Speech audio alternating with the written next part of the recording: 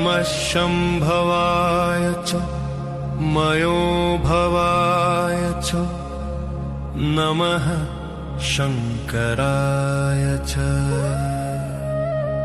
मयस्कराय च नमः शिवाय च शिवतराय च